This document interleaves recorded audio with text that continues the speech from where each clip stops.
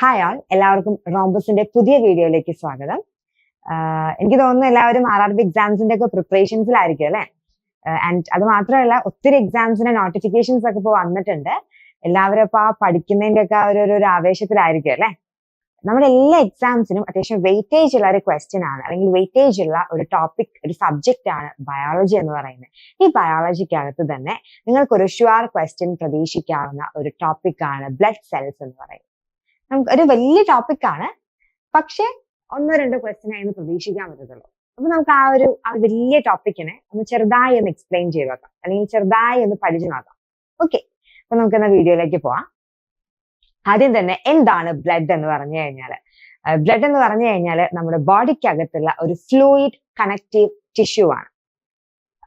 ഇപ്പൊ ചോദിക്കാൻ ഒരു ചോദ്യം വരാം, എന്താണ് കണക്റ്റീവ് ടിഷ്യൂ എന്ന് പറഞ്ഞു കഴിഞ്ഞാൽ നമ്മുടെ ബോഡിയിലെ എല്ലാ ഓർഗൻസിനെയൊക്കെ കണക്ട് ചെയ്യുന്ന ടിഷ്യൂസിനെയാണ് കണക്റ്റീവ് ടിഷ്യൂസ് എന്ന് പറയുന്നത്. നമുക്ക് മെയിൻ ആയിട്ടും ബോൺസും ബ്ലഡുമാണ് ഈ കണക്റ്റീവ് ടിഷ്യൂവിനകത്ത് വരുന്നത്. അതിലെ ഫ്ലൂയിഡ് ആയിട്ടുള്ള കണക്റ്റീവ് ടിഷ്യൂ ആണ് ബ്ലഡ് എന്ന് പറയുന്നത്. ഓക്കെ, ബ്ലഡിന്റെ ഫംഗ്ഷൻ എന്താ? എന്തിനാ നമ്മൾ ബ്ലഡ് യൂസ് ചെയ്യുന്നത്? ബ്ലഡ് യൂസ് ചെയ്യുന്നത് മെയിൻ ആയിട്ടും ഓക്സിജന്റെയും ന്യൂട്രിയൻസിന്റെയും ഒക്കെ ട്രാൻസ്പോർട്ടേഷന് വേണ്ടിയിട്ടാണ്.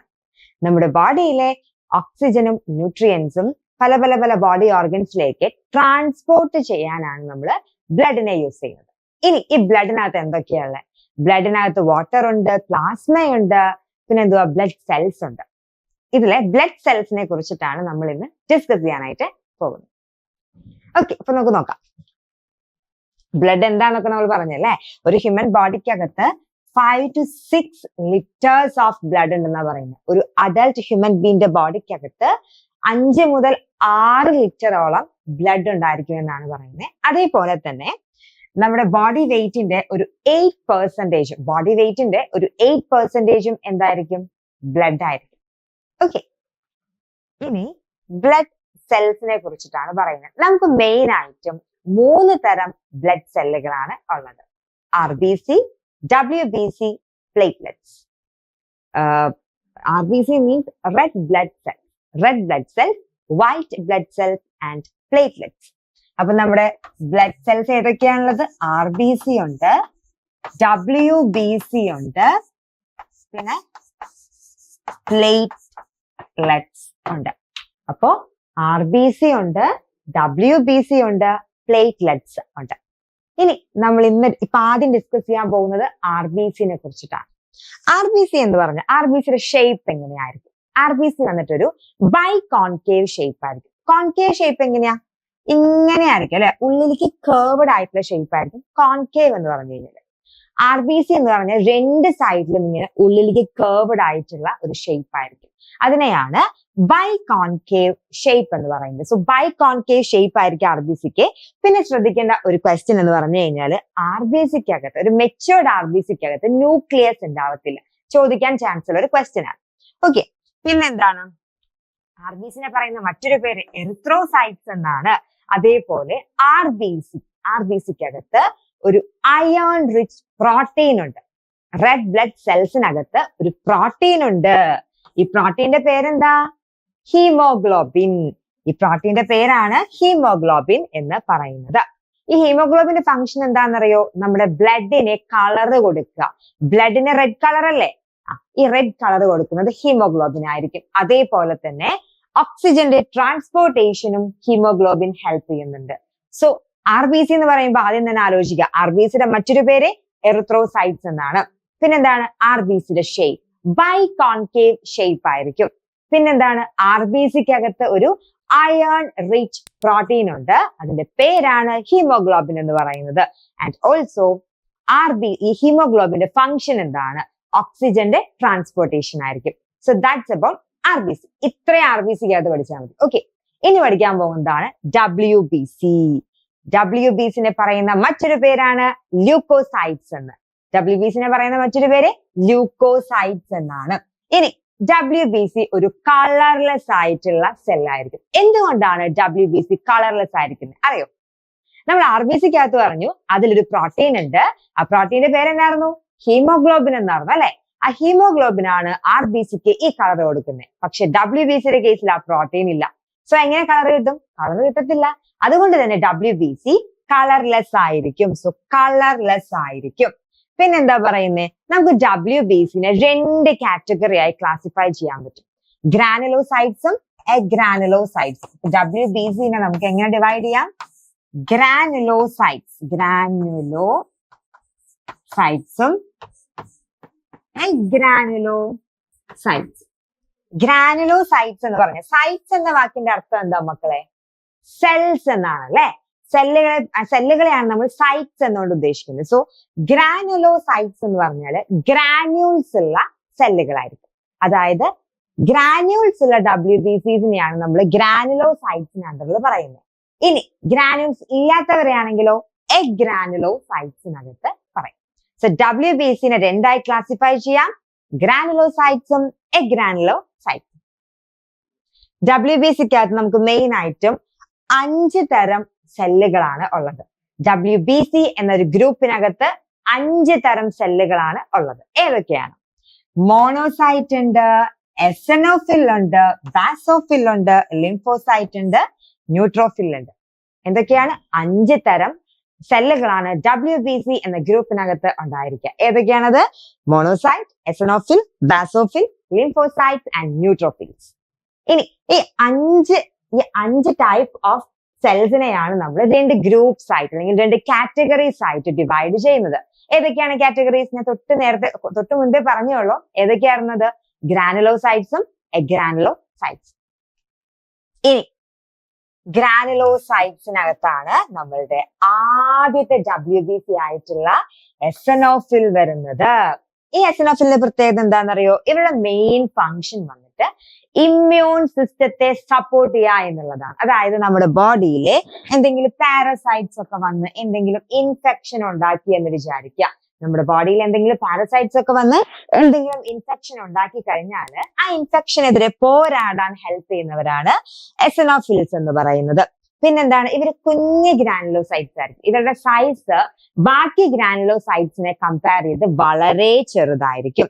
പിന്നെന്താ പറഞ്ഞേ? നമ്മുടെ ഹോൾ WBCയുടെ ഒരു 2 to 3%, 2 മുതൽ 3% വരെ ആയിരിക്കും ആരുണ്ടായിരിക്കുക? ഈ എസനോഫിൽസ് ഉണ്ടായിരിക്കുന്നത്. ഓക്കെ, സോ ഇത്രയും കാര്യങ്ങൾ എസനോഫിൽസിനെ കുറിച്ച് പഠിക്കാനുള്ളൂ. എസനോഫിൽസ് ഗ്രാനുലോസൈറ്റിനകത്ത് വരുന്നതാണ്. ഏറ്റവും ചെറിയ ഗ്രാനുലോസൈറ്റ്സ് ആണ് എസനോഫിൽ എന്ന് പറയുന്നത്. എന്താണ് അവരുടെ ഫംഗ്ഷൻ? ഇമ്മ്യൂൺ സിസ്റ്റത്തിനെ സപ്പോർട്ട് ചെയ്യുക എന്നുള്ളതാണ് അവരുടെ ഫംഗ്ഷൻ എന്ന് പറയുന്നത്.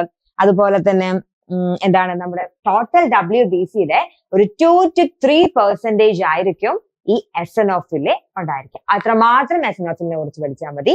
നെക്സ്റ്റ് നമ്മൾ ഡിസ്കസ് ചെയ്യാൻ പോകുന്നത് ബേസോഫിലിനെ കുറിച്ചിട്ടാണ്. ബേസോഫിലിനെ കുറിച്ച് പറയുകയാണെങ്കിൽ ഏറ്റവും കുറവ് അളവിൽ കാണുന്ന WBC ആണ് ബേസോഫിൽ എന്ന് പറയുന്നത്. അതായത് 0.5 തൊട്ട് ഒരു 1% വരെയൊക്കെ ബേസോഫിൽ കാണുള്ളൂ. അപ്പൊ ഇവിടെ നിന്നൊക്കെ നമുക്ക് കൺവേർട്ട് പ്രതീക്ഷിക്കാം കേട്ടോ. ഏറ്റവും കുറവ് കാണുന്ന WBC, അതായത് WBCക്കകത്ത് ഏറ്റവും കുറവ് കാണുന്ന സെൽ ഏതാന്ന് ചോദിച്ചാൽ അത് ബേസോഫിൽ ആയിരിക്കും. ഓക്കെ, ഇനി എന്താ പറയുന്നത്? പിന്നെ ബേസോഫിലിന്റെ വേറെ പ്രത്യേകത, ഏറ്റവും വലിയ സൈസ് ഉള്ള സെല്ലുകളും ബേസോഫിലിനെ ആയിരിക്കും. ഓക്കെ, ഏറ്റവും ലാർജസ്റ്റ് ഗ്രാനുൾസ് കാണുന്ന നമ്മുടെ ഗ്രാനുലോസൈറ്റ്സ് ആണ് ഈ ബേസോഫിൽ എന്ന് പറയുന്നത്. നെക്സ്റ്റ് എന്താ? ഇതിന് വേറൊരു പ്രത്യേകത എന്ന് വെച്ച് കഴിഞ്ഞാൽ ഇതിന് സ്റ്റെയിൻഡ് ആവാനുള്ള കഴിവുണ്ട്. അതായത് നമ്മൾ എന്തെങ്കിലുമൊക്കെ ഒരു ഡൈ ആഡ് ചെയ്തിട്ട് മൈക്രോസ്കോപ്പിക് എക്സാമിനേഷൻ ഒക്കെ വേണ്ടിയിട്ട് എന്തെങ്കിലും ഡൈ ആഡ് ചെയ്യുവാണെങ്കിൽ പെട്ടെന്ന് സ്റ്റെയിൻഡ് ആവാനുള്ള ഒരു കാപ്പബിലിറ്റി ആർക്കുണ്ട്? ഈ ബേസോഫിൽസിന് ഉണ്ട്. പിന്നെന്താണ്? നമ്മുടെ ആസ്മ, അങ്ങനെയുള്ള ഇൻഫ്ലമേഷൻ, അങ്ങനെയുള്ള കാര്യങ്ങളിലൊക്കെ പ്രവർത്തിക്കുന്നത് ഈ ബേസോഫിൽ ആയിരിക്കും. ചില ഇൻഫെക്ഷൻസ് ഒക്കെ വരാൻ നേരം, അല്ലെങ്കിൽ എന്തെങ്കിലുമൊക്കെ ബാക്ടീരിയൽ ഇൻഫെക്ഷൻ ഒക്കെ വരാൻ നേരം അതിനെതിരെയൊക്കെ പോരാടാൻ ഹെൽപ്പ് ചെയ്യുന്നത്. അതുപോലെ നമ്മുടെ ആസ്മ, അങ്ങനെയുള്ള സ്റ്റേജസിലൊക്കെ നമ്മുടെ ബോഡീനെ സപ്പോർട്ട് ചെയ്യുന്നത് ഈ ബേസോഫിൽസ് ആയിരിക്കും. സോ ഇത്രയുള്ള ബേസോഫിൽസിനെ കുറിച്ചിട്ട്. ബേസോഫിൽസിനെ കുറിച്ച് ക്വസ്റ്റ്യൻ ചോദിക്കാൻ സാധ്യതയുള്ളത് എന്താണെന്ന് വെച്ചാല് ഏറ്റവും കുറവ് ക്വാണ്ടിറ്റിയിൽ കാണുന്ന WBC ഏതാന്ന് ചോദിച്ചാൽ അത് ബേസോഫിൽസ് ആയിരിക്കും. അതേപോലെ ഏറ്റവും വലിയ സൈസ് ഉള്ള ഗ്രാനുവൽസ് ഉള്ള WBC ഏതാന്ന് ചോദിച്ചാലും അതും ബേസോഫിൽസ് ആയിരിക്കും. അടുത്തതാണ് ന്യൂട്രോഫിൽസ്. ന്യൂട്രോഫിൽസ് എന്താണ്? നോർമൽ സെൽസ് ആണ് അല്ലെ. നോർമൽ ഗ്രാനുലോസൈറ്റ്സ് ആണ് ഈ ന്യൂട്രോഫിൽസ് എന്ന് പറയുന്നത്. ആൻഡ് അതിന്റെ അളവ് ഭയങ്കര കൂടുതലായിരിക്കും. WBCകളിൽ തന്നെ ഈ നമ്മൾ പറഞ്ഞ 5 ടൈപ്പ് ഓഫ് WBCയിലെ ഏറ്റവും അളവ് കൂടുതൽ ഉണ്ടായിരിക്കുക ഈ ന്യൂട്രോഫിൽസിനായിരിക്കും. ഒരു 60-65%, 60 മുതലേ 65% വരെ എന്തായിരിക്കും WBCയും ന്യൂട്രോഫിൽ ആയിരിക്കും. 60 മുതൽ 65% വരെ WBC എന്ത് തന്നെയായിരിക്കും? ന്യൂട്രോഫിൽ ആയിരിക്കും. അപ്പൊ ഏറ്റവും അധികം കാണുന്ന WBC സെൽസ് എന്ന് പറഞ്ഞാല് അത് ന്യൂട്രോഫിൽസ് ആയിരിക്കും. പിന്നെ എന്താണ് അവരുടെ പ്രത്യേകത എന്ന് വെച്ച് കഴിഞ്ഞാല് ഇവരുടെ ന്യൂക്ലിയസിന്, അതായത് ഈ ന്യൂട്രോഫിൽസിന്റെ ന്യൂക്ലിയസ് ബൈലോബ്ഡ് ആയിരിക്കും. ന്യൂട്രോഫിൽസിന്റെ ന്യൂക്ലിയസ് എന്ന് പറഞ്ഞാല് ബൈലോബ്ഡ് അല്ല, ആക്ച്വലി മൾട്ടി ലോബ്ഡ് ആയിരിക്കും. 2 മുതൽ 5 ലോബുകൾ വരെ കാണാം. ലോബ് ഇൻ ദ സെൻസ് ഇങ്ങനെ കാണുന്നതാണ് കേട്ടോ. ഇങ്ങനെ ചെറിയ ചെറിയ മുഴകളായിട്ട് കാണുന്നതിനെയാണ് ലോബ്സ് എന്ന് പറയുന്നത്. അപ്പോ ന്യൂട്രോഫിൽസ് വന്നിട്ട് 2ഉം അതിലധികവും ലോബുകളുള്ള ന്യൂക്ലിയസ് ആയിരിക്കും ന്യൂട്രോഫിലിനെ ഉണ്ടായിരിക്കുക. എന്തിനാ ഹെൽപ്പ് ചെയ്യുന്നത്? ഇതിന്റെ ഫംഗ്ഷൻ എന്ന് പറഞ്ഞു കഴിഞ്ഞാല് ബാക്ടീരിയനെ ഡിസ്ട്രോയ് ചെയ്യുക എന്നുള്ളതാണ്. Destruction of bacteria. അപ്പൊ നമ്മുടെ ബോഡിയിൽ എന്തെങ്കിലും ഒരു ബാക്ടീരിയൽ ഇൻഫെക്ഷൻ വന്നു കഴിഞ്ഞാൽ അതിനെ തടയാനായിട്ട് ന്യൂട്രോഫിൽസ് ഹെൽപ്പ് ചെയ്യും. ഇനി സാധാരണഗതിയിലെ ന്യൂട്രോഫിൽസിനെ സ്റ്റെയിൻ ചെയ്യാൻ നമ്മൾ ന്യൂട്രൽ ആയിട്ടുള്ള ഡൈകളായിരിക്കും യൂസ് ചെയ്യുക. അതായത് pH വാല്യൂ ന്യൂട്രൽ ആയിട്ടുള്ള ഡൈകളായിരിക്കും നമ്മൾ ന്യൂട്രോഫിൽസിനെ ഡൈ ചെയ്യാനായിട്ട് യൂസ് ചെയ്യുന്നുണ്ടായിരിക്കുക. ഓക്കെ, സോ അപ്പൊ എന്തൊക്കെയാണ് നമ്മൾ ന്യൂട്രോഫിൽസിനെ കുറിച്ച് പറഞ്ഞു? ന്യൂട്രോഫിൽസ് ആണ് ഏറ്റവും അധികം കാണുന്ന WBC എന്ന് പറയുന്നത്. പിന്നെ എന്താ പറഞ്ഞേ?